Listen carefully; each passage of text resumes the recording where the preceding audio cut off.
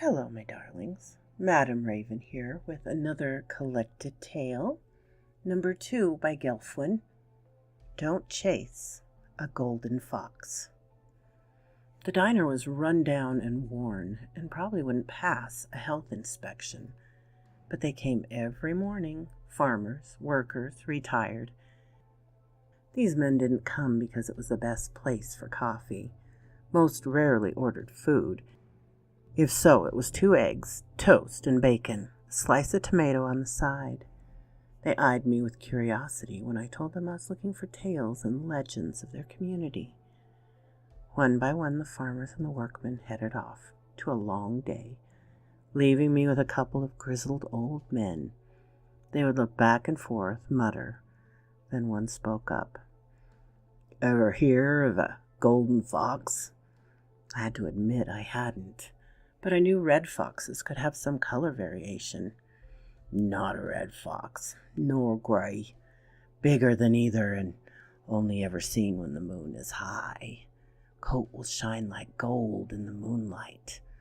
I saw my first when I was just a boy coon hunting with my pappy. Not even old enough to carry a gun. Pappy told me right then that I should never chase a golden fox. Look at the hounds. Now they were trained for ringtails, but if a varmint was in sight, they should be baying their fool heads off. Hounds were all coward, bellies to the ground, and silent as the grave. The old man took a sip of coffee. His hands were bony and work-worn, the knots of arthritis standing out.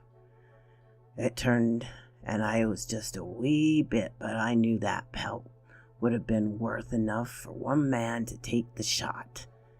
But they didn't. Not a single man lifted his gun. All Pappy would say is, "Leave it alone and never chase one." Was a man with 3 grown kids and a 4th on the way when I saw the next. Times were hard, and I had mouths to feed. So I was sulking about one night to get something. A deer for meat, pelts to sell. Didn't care even a few rabbits would have helped. Came up the hollow and there it stood, glowing like fire in the moonlight.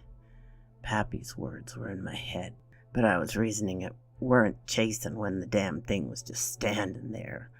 And that pelt would bring a few dollars more than a plain old red one. He sighed and looked down, fired at it and missed. It just turned its head to me, eyes like that gemstone, the one that has bugs in it, amber. And it was just watched as I reloaded and missed again. As I reloaded the 3rd time, it simply wasn't there anymore, nor were any other critter. I was the only one alive in that forest. Now, even after you spook animals, there's noise. Never really quiet in the woods. Animals talk all the time. Another heavy sigh, thin shoulders lifting and falling again, as if a weight settled on them. Took me till dawn to get back home. When I did, I was alone in the world. The cabin burned to the ground in the night. Wife, the kids, her ma, my pappy, all gone. Lost my mind. Dove into a bottle for a time. Forgot all about that devil fox. For 10 years I forgot. A woman decided to dry me out and straighten me up. Can't say I loved her as much, but she was a good woman and a good wife. I did my best by her. Never cheated, never beat her. Made sure she never went hungry or cold. Took her youngest brother hunting, and right there in the middle of a cow pasture was that fox again, just trotting through it like it had a hot date waiting on the other side.